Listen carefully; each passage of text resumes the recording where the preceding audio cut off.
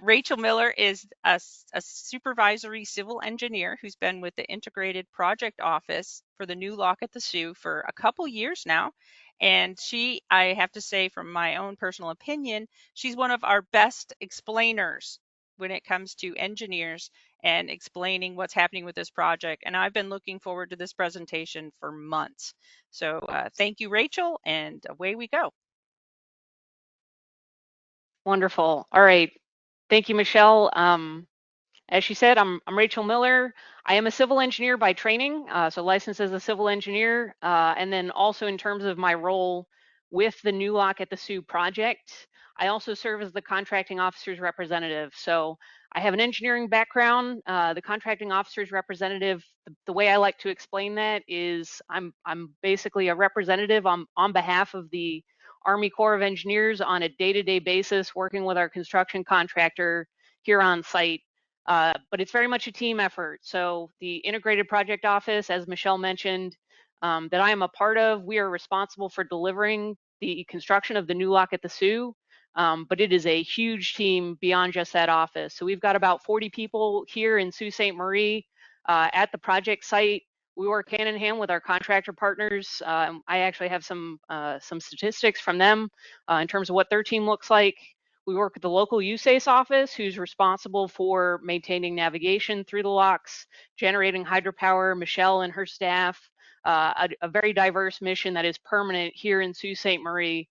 And then we've got a actually very large team supporting our project from across the U.S. Army Corps of Engineers, actually across the country. So our design team comes from other USACE, Army Corps of Engineers districts across the country. So very much a team effort. And then that's not even getting into all the folks who are supporting us in terms of advocacy, funding, coordination, that sort of thing. So I do want to give a plug just up front. There are a lot of people involved here. As Michelle kind of mentioned, I work very much from a construction perspective. So I'm going to try to address the new lock project mostly from that construction perspective. So there's certain things that maybe I'm not going to delve into today. That doesn't mean that we can't answer questions about them. There is going to be a contact link on the question slide all the way at the end. So if you have something specific that you're looking for, that is something that you can use if you have specific information that you're looking for. In terms of objectives for the briefing today, one of the things I wanted to give is a kind of a glimpse at where we've been, where we are, and where we're going, and sharing that with people. I was actually, I think I did the visitor center, virtual visitor center, I think it was 2 years ago now, but it's a great way to reflect on what we've done and where we're going. So with that, I'm gonna get into it. Starting off with the importance of the Soo Locks, and I'd say if you're one of the folks who's called in on this particular briefing, you probably have a pretty good idea of how important the Soo Locks are. So I'm not going to go too far in depth.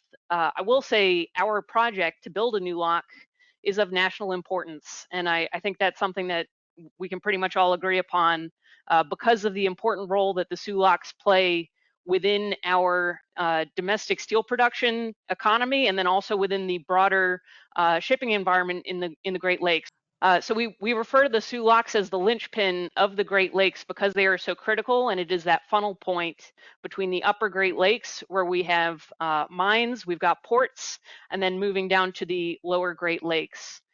Right now, we currently only have 2 active locks, and that's the graphic all the way down at the bottom of the slide. So the MacArthur and the Poe.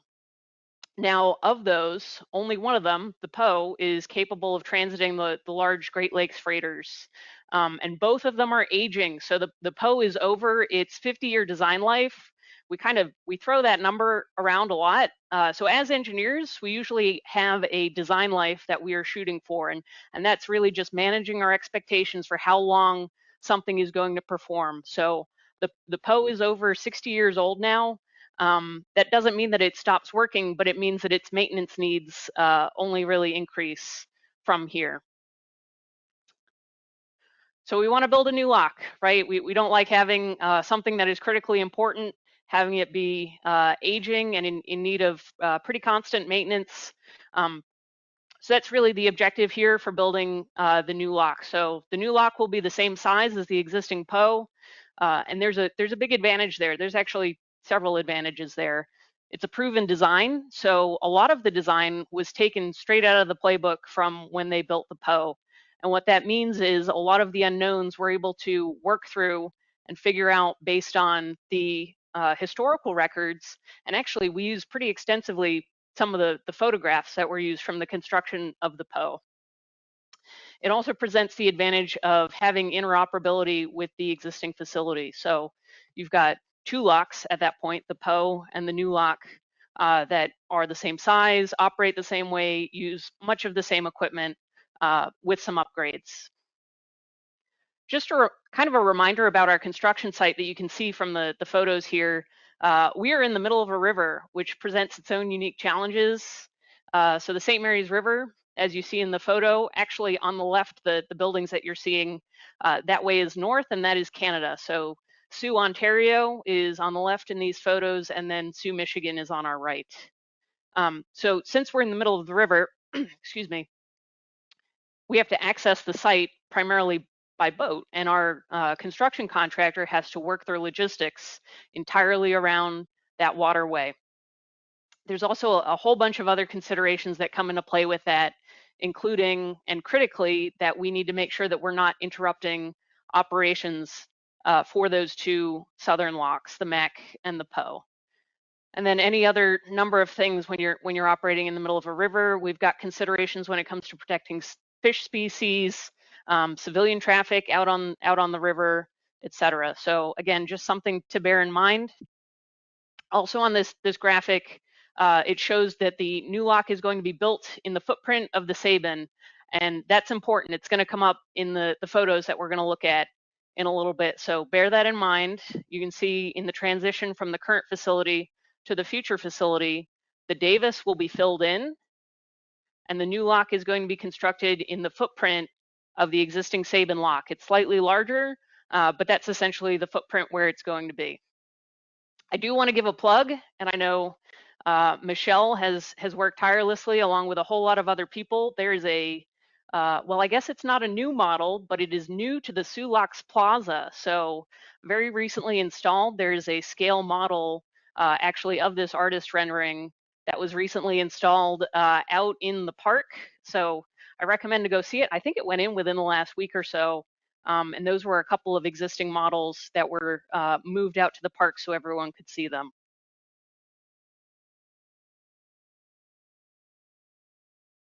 Okay, so the new lock program, we've got a couple phases here. And actually the new lock project has been going on for several years now at this point. Oh, there we go.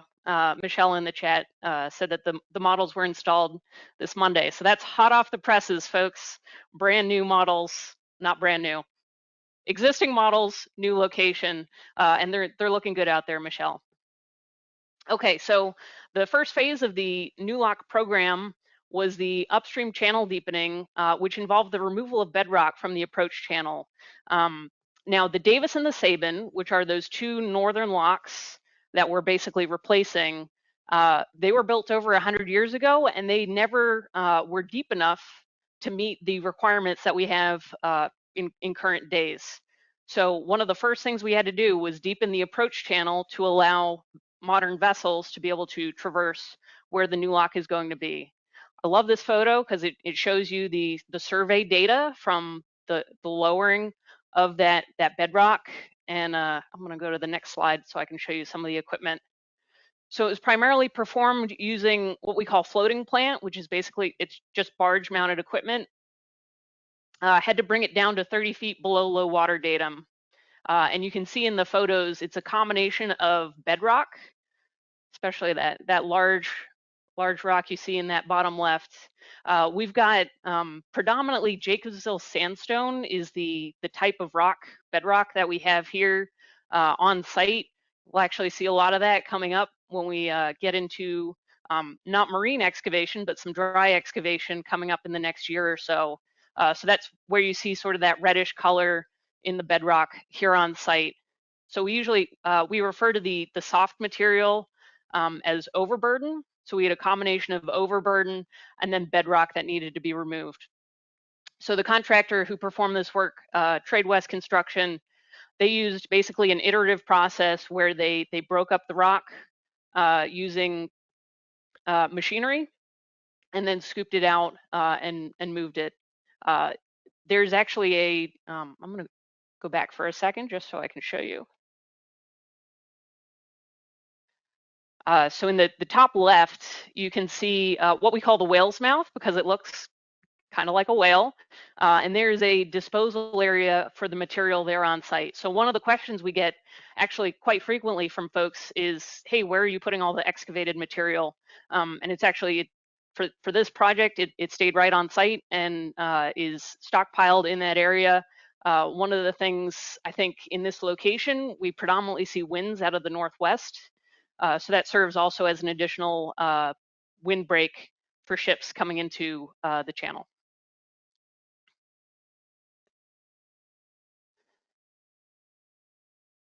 Okay, so our second phase is the rehabilitation of the upstream approach walls. This was performed by a joint venture contractor, Kokosing Alberici. The contract was awarded in 2021, but they started work in spring of 2022, and they just completed actually last month. So September 2024 was contract completion. They're just working on basically closing out paperwork at this point. So very exciting to have our second phase completed. Really, in terms of scope of work here, we had a combination of different types of wall that were put into place to rehabilitate or shore up the existing walls that had led into the Davis and Sabin locks. So the photo all the way on the right, you can see where we use what we call coffer cells. Now those coffer cells were placed basically in front of the existing wall. So we did not take out the existing wall, we basically built in front of it. I like to describe coffer cells as like a basket. So you can drive sheet piles or place sheet piles in a circular shape, fill it with material, and then it is capped with concrete here. So in the photo, you can see there's actually conduit running through the concrete there. You can also see the checkerboard pattern where you place concrete basically every other cell cap, and then you can fill in between. And the reason why they do that is it saves on formwork. So you don't have to use formwork on the sides if you already have another cap there. So that's usually the sequence that they would use in order to place those caps. In the center photo, you can see large concrete precast panels. So those were used in portions of the lock wall rehabilitation. So they were, again, placed in front of the existing wall. And so here's a shot from earlier this year. This was actually, you can see them installing some of the very tall light poles, the high mast lighting leading into that approach. So you can tell that the concrete looks fresh. It's pretty bright. And then there's guardrail, new mooring bollards, and the brown lines that you see. Those are the timber fenders that run along that new approach wall. So this is looking into the approach, and that north wall will be where the vessels will ride along as they come into the new lock. Okay, so phase 2 is complete. We completed that contract last month, and we are into phase 3, which is by far our largest construction contract for this program. We are building a lock that is the same size as the Poe. It was awarded in July of 2022, and we are estimating completion in summer of 2030. We recently awarded one of our last large options. So in that pie chart you see to the bottom, we are not fully funded yet, but we are very close to having the entirety of the contract and all the options awarded. So that's a major achievement for us. On the right-hand side, you can see it's a 3D rendering of the new lock. So we actually use a 3D model pretty extensively for the design, also for communicating the design with our contractor. I know during the initial design of the new lock, they used there's a virtual reality headset where they used they actually brought in some of the lock operators in order to walk through, operate the locks, which really helps with being able to identify conflicts, and then also being able to see just things you wouldn't necessarily be able to tell working in a two-dimensional drawing, such as line of sight.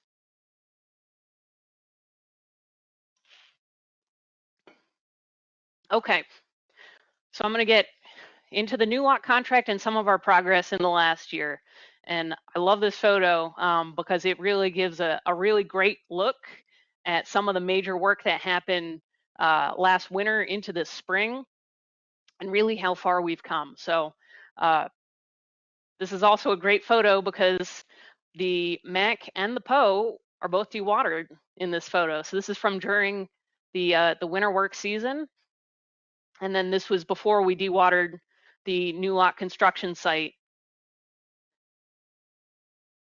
One of the major things that we had to do before we can start building the new lock is taking care of and doing something about the two existing locks. So I'm going to talk through this, each of kind of the elements of the work that's been performed so far. Two of the really big things that had to happen before we could dewater the project site, which means what it sounds like, getting the water out of the way.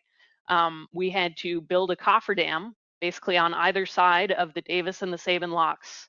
So you can see the large tent structure in white. I think you guys can see my cursor. So in the foreground, that's the downstream end, and then on the background, that's the upstream end. So we've got, I mentioned those coffer cells earlier. So we have coffer cells basically lined up in a row, creating a dam in the river on either end. Now those white tent structures, I'll get into in a little bit and talk through what those were doing. Actually, in this photo, you can see we've got one little gap left in our dam. So we weren't quite done, but we were getting pretty close to having our dam complete. All right, so that's the coffer dam. The other thing that we had to do was make sure that we stabilize the existing structures. So the Davis and the Sabin were both built during World War I, actually. So in the 19-teens, pretty old. And when you bring that water down, you're removing pressure from the walls, and you want to make sure that those structures stay stable. The concrete walls for the locks, we call them monoliths.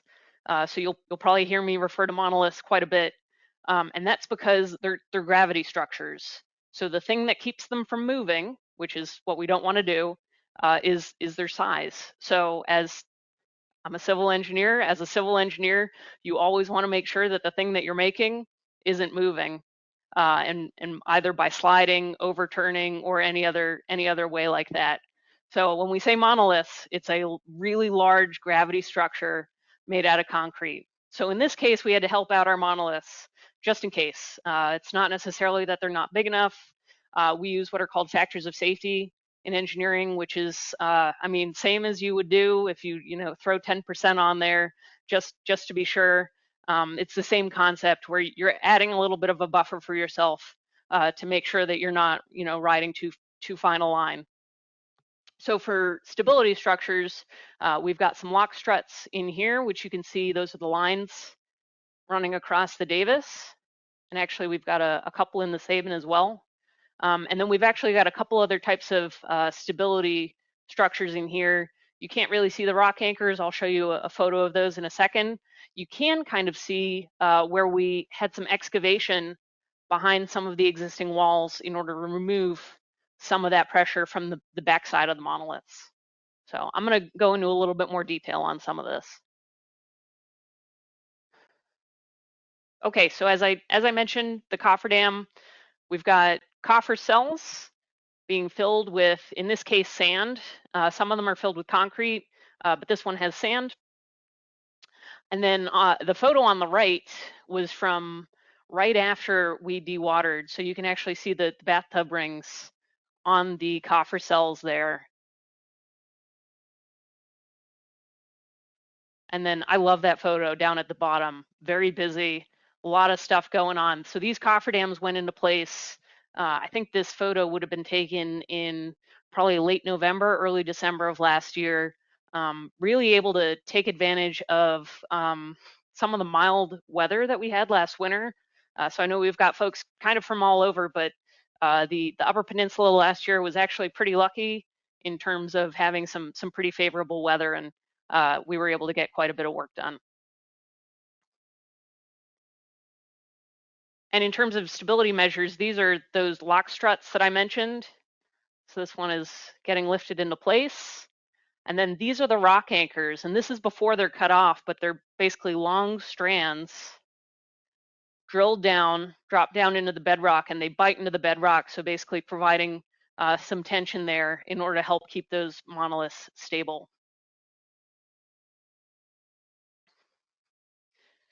Okay, so here's that tent again. So you can see what's inside down in the bottom. We had what's called grouting. So grout is used to help with groundwater. So the drill rig for grouting needed an enclosed space to be able to work in order to protect it from the winter weather. So we had a cofferdam in place, but you also have to grout the cofferdam to make sure that there isn't water seeping into our project site. So one of the things our contractor did last winter was erect these really large scaffolding structures, enclose them, and basically control the temperature in there to allow for work. So again, really able to get a lot done over the wintertime last year. And then this photo, I believe, is from December with the divers going into the water. So shout out to our divers. I know between the phase 2 and phase 3 team had a really great dive team on site working, as you can see, well into the wintertime. You got folks bundled up over here, but divers going into the water, they've got hot water running through their suits. So sometimes they're more comfortable than the folks who are on the barge.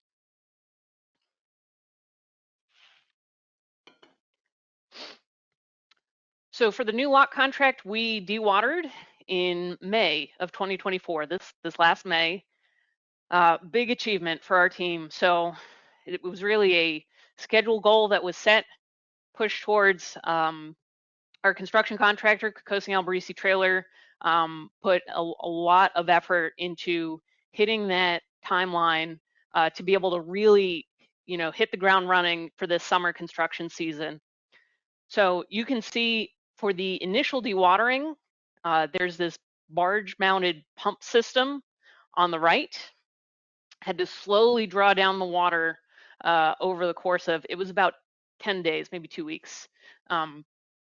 There's a limit to how quickly they can draw down, just in case there were any issues with the stability in the monoliths. We've got instruments basically reading to make sure that the monoliths aren't moving or anything like that. So we had to have them draw the water down slowly, so that way we could actively monitor it as they were doing so. You can see the dewatering system, some very large pipes. They're also insulated, running through the project site. So after the initial dewatering, there is a constant, what we call maintenance dewatering, that has to occur. And anyone who has ever dug a hole knows that if you dig deep enough, there will be water. And we're in the middle of a river, so there's constantly water. We've got a pretty good cofferdam in place, but still water will find a way. So there's a pretty constant pumping of water that has to happen in order to keep the site dry. And then this bottom photo shows actually some of the old miter gates. Rather than trying to lift them out, our construction contractor just basically cut them down, let them fall into the lock, and then they were exposed as the lock was dewatered. Okay, so I'm going to show a time-lapse video. Just bear in mind, depending on your internet connection speed, this may seem a little bit laggy. If you aren't able to see it, or if your lag is really bad, you will be able to go back, and on the YouTube where this is recorded, the speed should be fine. So if that is something that happens, don't worry, you should be able to go back and see it. So this shows the dewatering starting in, you can see the date stamp all the way at the bottom, starting in May. You can see the bathtub rings on the outside as the water comes down. And there we are, we're at the bottom. Those holes in the bottom are the culverts where the water comes in and out of the lock. This is the Sabin. And then there in the background, you can see they're starting to work on some of the concrete demolition.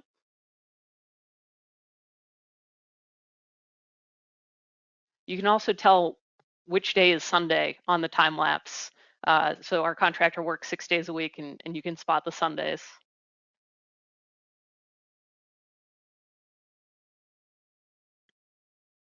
All right, so continuing with the concrete demolition, where are we? We're in July, building out that ramp. There's about, I think, 8 HORAMs working on site at any time in different locations. And you might be able to see there's some hoses sprinkling water on the concrete as they work. As you can imagine, demolishing concrete creates a lot of dust, so that helps keep the dust down.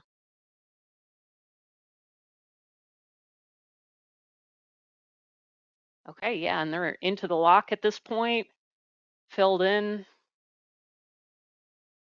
and the HORAMs are basically working from the inside of the lock. And something I didn't even think about, but the HORAMs actually, they are a lot more effective depending on what angle they're able to work at. Much as if, you know, you were standing there and holding a jackhammer, you're going to get more leverage working from some angles. All right, that's the end of the time lapse, which takes us through about the end of August. So as you can tell, it looks completely different, right? So a great deal happened really just in that window of about 3 months there. Yeah, here we go. Okay, so big activities since we dewatered. We've got demolition of existing structures. So that photo on the left is also of the Sabin Lock.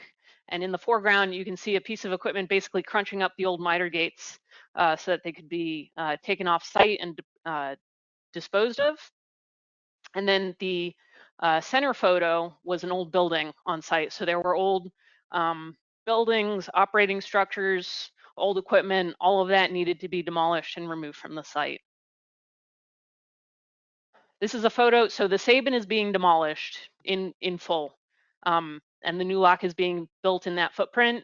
The Davis is being filled in, and actually this has just started within the last month or so.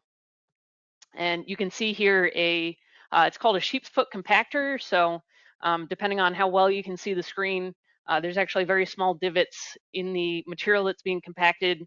Fun fact, that actually comes from an old practice of basically running a herd of livestock over a road in order to help compact it. So there's no sheep here, but there's a sheep's foot compactor. Okay, we also started some bedrock excavation in the lock footprint. So this is from also pretty recent. You can see that Jacobsville sandstone, the red stone that I mentioned. Also had some blasting on site really last summer, but into last fall. So this is a photo from a public engagement that we did.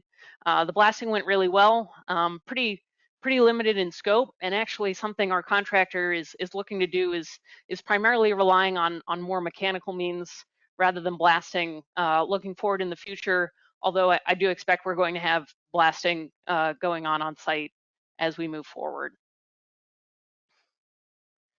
Also part of the project, we've got a new bridge being constructed out to the hydropower plant. So this entire bridge is new. You can see the girder spanning one of the hydropower tail races here. So that's been a pretty extensive effort really over the last year, getting that into place. I expect probably by the time we do our next virtual visitor center about the new lock, that bridge will be in and complete.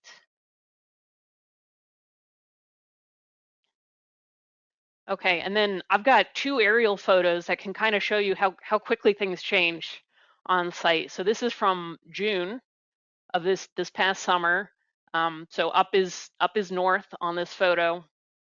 As I mentioned before, you can see the cofferdams on. Oops, sorry about that. You can see the cofferdams on either side. The Davis in the south and the Sabin to the north. So you can still kind of recognize the Sabin there, but when we get into August, it really starts looking like not much of anything anymore. It really doesn't look like a lock anymore. I know for any of you who are local to the area, I get some of my best views of the project site driving on the International Bridge, going to Ontario, and you can see it from the bridge. It basically looks like a hole in the ground at this point.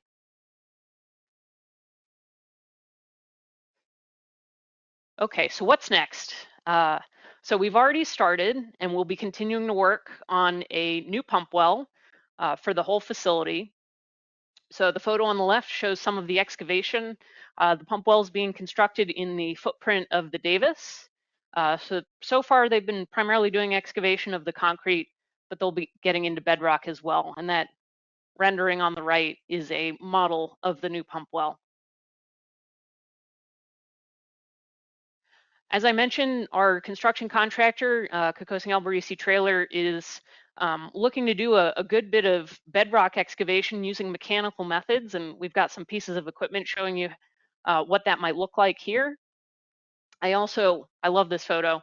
This shows some of the line drilling that we use in order to perforate the rock, which helps create a really precise line to be able to do that bedrock excavation.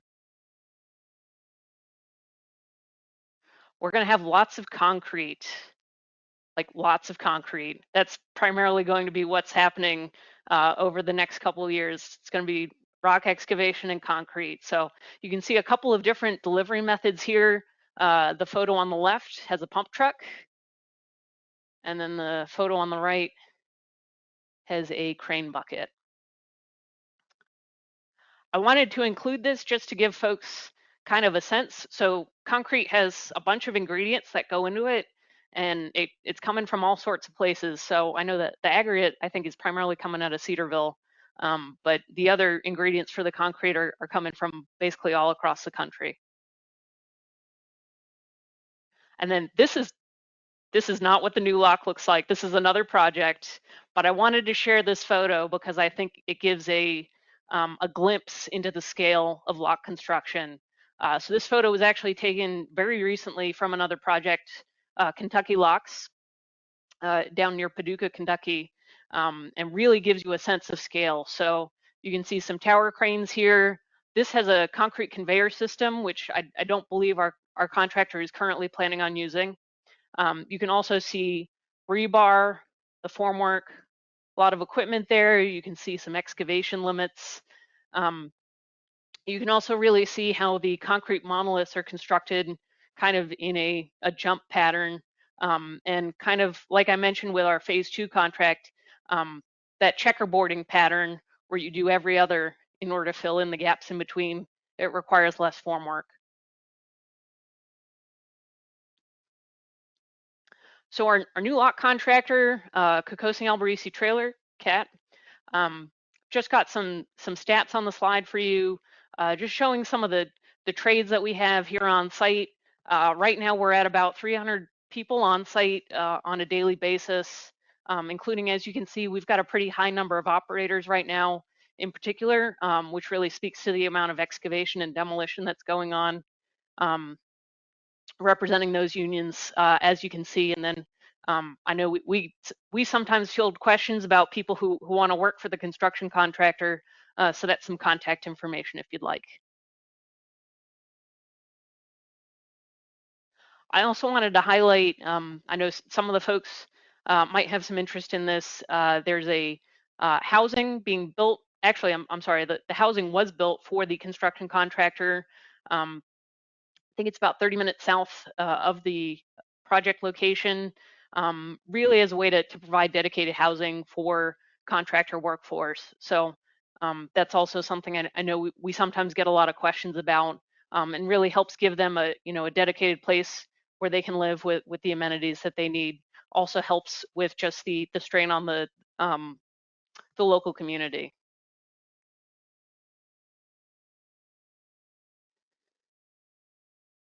And we always like to highlight the economic impact of the project itself, right? We talk a lot about the national significance of the Soo Locks and the criticality of the locks, but also the project itself. You've got some numbers on the slide in terms of just the quantities of materials that are going into this. And I really want to highlight that it's a nationally significant project, but we get such great support from the local community on a daily basis. I've been so impressed by the number of people who are actively supporting this project, both from locally, but then there are such a number of people who truly care about the locks. Case in point, we've got a virtual visitor center with, people calling in from all over the country. There's really a very wide community of people who are supporting us, and I really appreciate that. So with that, I think we've reached the point in the presentation where we can field some questions. Okay, thank you, Rachel. I'm going to cover a couple slides and give people a chance to type their questions into that chat. Meanwhile, I just wanted to share my own just kind of amazement at the amount of progress that's been made. I've been working at the Soo Locks for 15 years now, and I had to take someone out to the hydropower plant back in April, and I know the locks facility like the back of my hand. And we set off on one of those little carts, and I got lost. Like I was somewhere, I had no idea where I was. The landscape had changed so much from the fall to the spring that I had to stop and stand up on the cart and look around and get my bearings because it is a whole new world out there in the Davis and Sabin Lock area. So back to what I'm supposed to be talking to you about. Um, Right now, the Soo Locks Visitor Center and the Lake Superior Maritime Visitor Center are both open to the public. You can see our hours and our cell phone tours that are available in Duluth.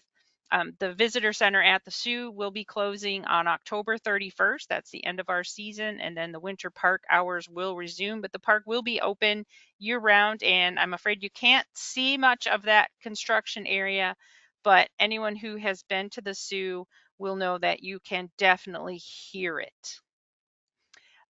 I'm going to do one more plug for the upcoming Virtual Visitor Center next month. This should be a fantastic program. I'm really looking forward to hearing from Bruce Lynn, the director of the Shipwreck Historical Society, who is going to share with us the story of these two whalebacks and also some information about how the Great Lakes Shipwreck Historical Society goes out and finds these things out in Lake Superior. And with that, we'll start taking some of your questions for Rachel. And I see Dan has entered one. Will the gates of the new locks be rolling or miter gates? And if you could explain the difference in those, Rachel, that's news to me. They are miter gates, and miter refers to the angle. So I don't know, how the locks, the gates to our locks are at an angle. They're angled against the head pressure from the water. It keeps them closed. And are you familiar with rolling gates, Rachel? Not personally, no. Me either. I know miter gates are good because they divert the water pressure into the monolith, and also the water pressure is making the gates work by holding them shut.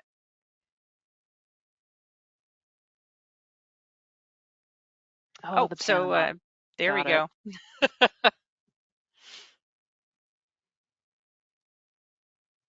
And about how many people do you think will be working on the project next year? So I think the number I gave was 300 for this year. I would expect somewhere in the 300 to 400 range for next year. There's a lot of concrete to place on this project. And here we go. As far as schedule is concerned, are they on schedule or ahead? So our new lock program, we have a completion goal of 2030, and we are currently on track to reach our 2030 deadline for the new lock program. Michelle, I'm also seeing a note from Dan Fletcher. Can you describe what the new pump house will do and what purpose it serves? So as many of you may know, primarily the maintenance for the existing locks is performed in the very coldest times of winter, which is that's when they are able to close the locks. That's when the navigation season takes a relatively brief pause. It's about a 10-week period that they have to work with. So in order to perform maintenance on the locks, they sometimes may have to dewater the locks. And if you're doing that in very cold temperatures, you want to do it very quickly, because if you If you wait and you do it slowly, you're more likely to have to deal with icing as you go. So you want to be able to move a pretty good amount of water fairly quickly. So we have very large pumps that help move the water out of the locks. So the new pump well will actually serve the new lock and the PO and the MAC. So it'll be pumping capability for the entire facility.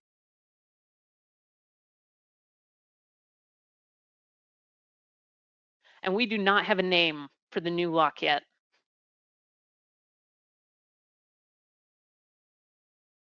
Yes, Congress will pick a name for the lock when it's completed. That's been the pattern for every lock we've built, other than the very first one that the state of Michigan built. Congress will name it. Our lock is named new right now. Yes, the new lock at the Soo.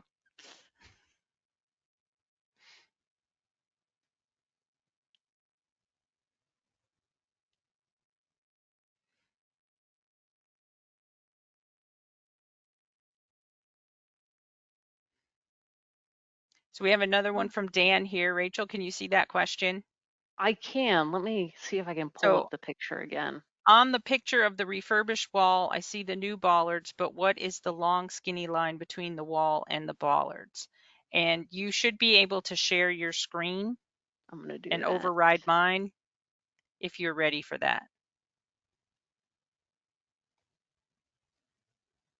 Okay, so I think it's Dan.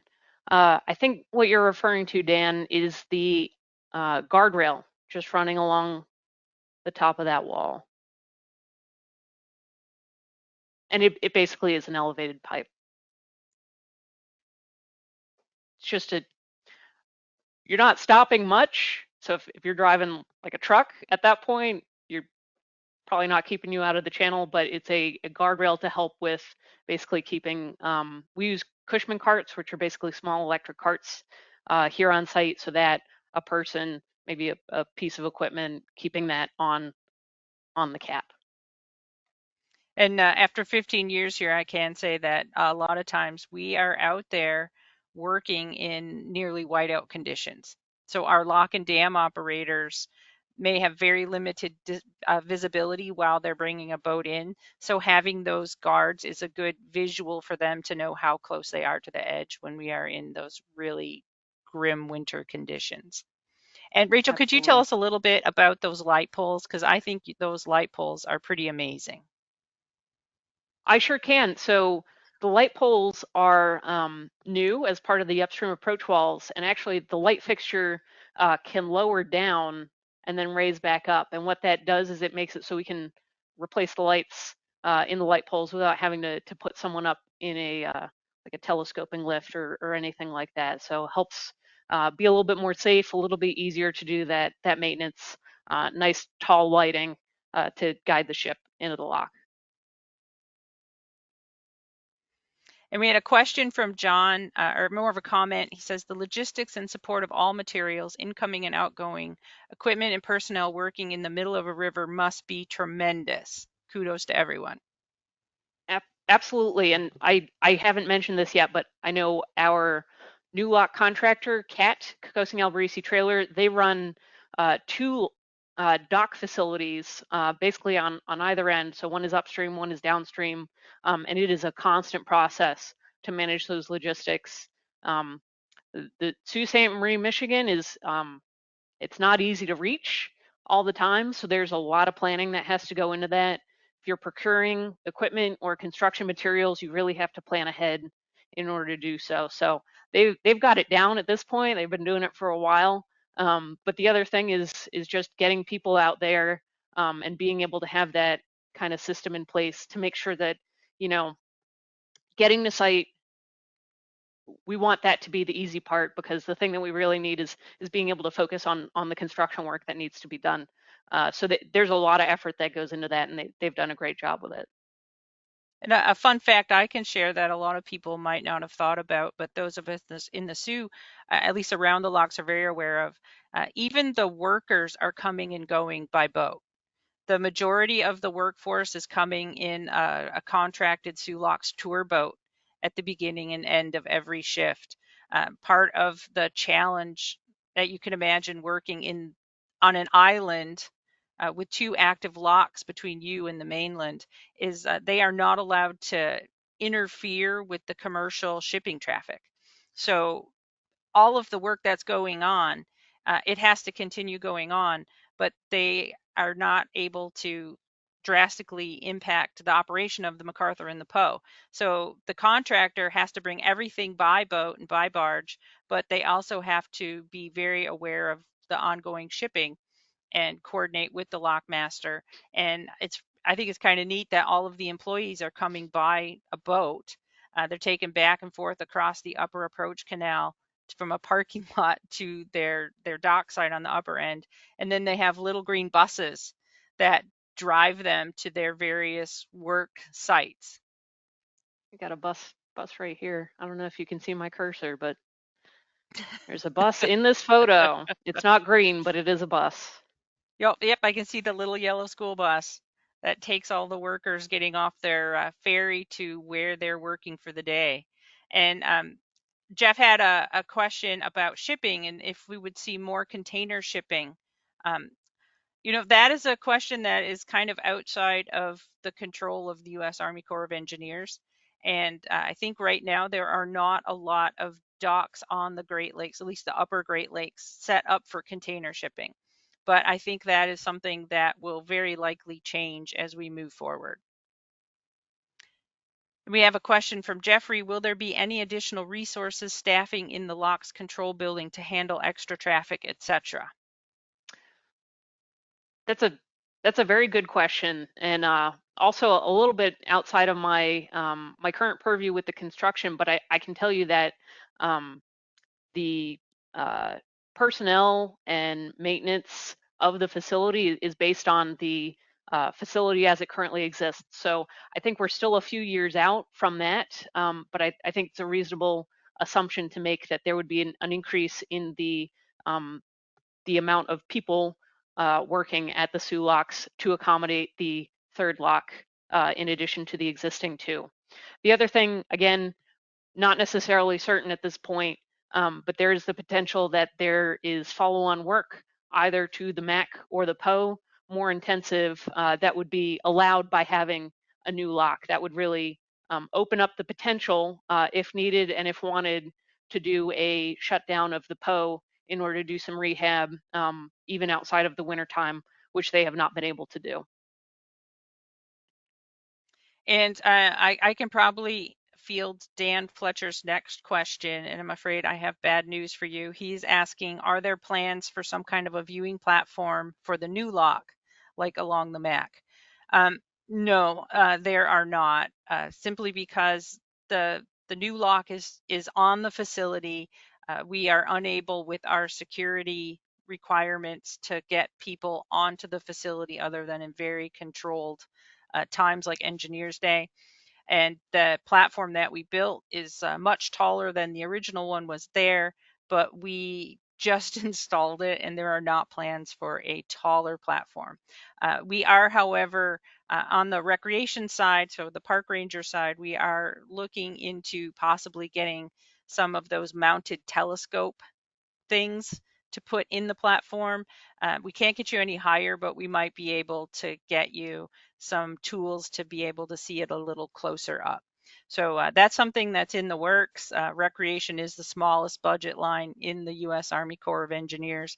So we're trying.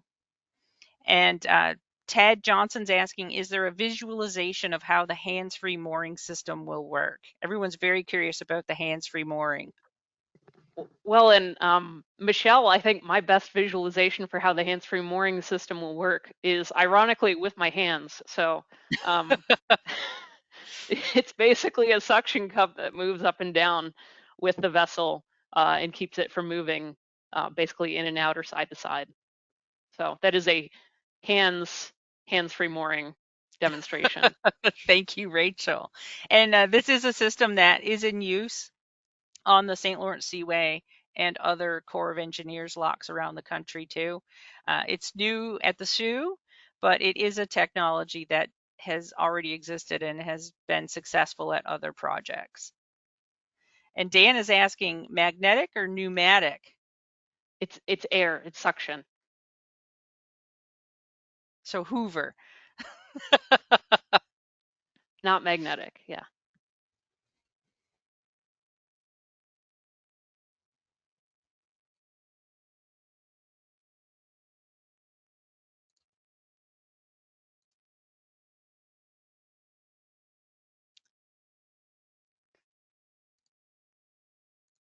And does this mean more wires placed during raising or lowering? Oh, no more wires placed. So does this replace the mooring operation that the lock and dam operators currently use for the hands-free mooring?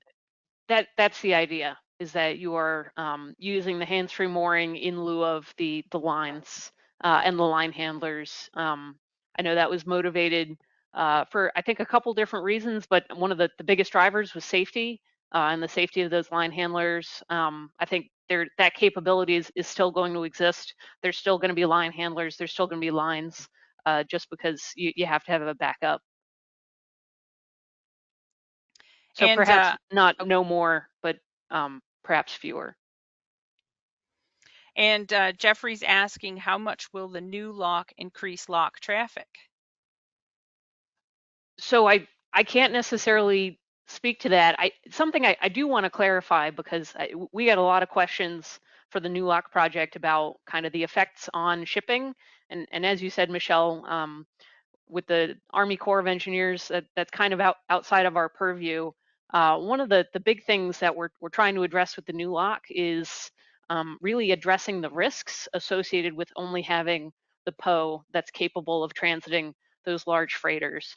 So it's not necessarily about increasing the capacity or being able to pass more locks, but it's a way to be able to help ease some of the strain on the PO as it's a bit older, and being able to have that so that we aren't in a position where we may have to do an outage of the PO, in which case you can pass no boats through the locks. And I'm from the operations side, as park rangers are part of the operations side. And again, as Rachel said, the primary motivation wasn't to increase traffic to build this new lock. It was so that we had the redundancy to ensure that we keep moving iron ore to the mills on the lower lakes. And one operations effect that this new lock will have, currently, sometimes the ships that are coming to the locks have to wait their turn. Most of the ships that pass through the locks, I think roughly 88% of them only fit in the PO, the second largest lock on site. And they end up backed up waiting on each other. For us park rangers in the visitor center, we love when that happens because it means we have happy visitors, but it also means we have unhappy ship captains and shipping companies. So when we do have two PO size locks in operation, that will mean less waiting time for ships, but we don't anticipate more ships. But again, that, as Rachel said, that was not the motivator for building that new lock.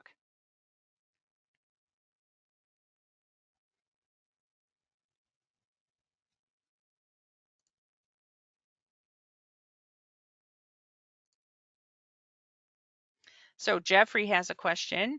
Looking down the road, will we ever see the PO or MAC need a major upgrade, or can they be maintained as is indefinitely? I'm glad Ooh. he teed up that question. Okay, well, I guess first of all, Jeffrey, none of us can see the future, so I'm going to make a blanket caveat with that. I will say there's certain things that are extremely difficult to do, if not impossible to do, in a 10-week period in the middle of the wintertime. And I'd also say that it is very tough to maintain something indefinitely. So I think there's a pretty good assumption that a more significant effort will need to be made in order to either just maintain the PO or the MAC, or upgrade the PO and the MAC. And I'd also say there have been upgrades all along, and actually there continue to be upgrades. So I know some work actually occurring ongoing for the PO's ship arresters. And then there's also some additional work that's being done in order to continue to upgrade the PO. That's also something one of the challenges with the new lock is as we make upgrades to the PO, we want to make sure that we're bringing the new lock along. And if we're changing something on the new lock, oh, have they considered this for the PO projects that they're doing, and trying to bring those along with each other and basically learn from each other as we go.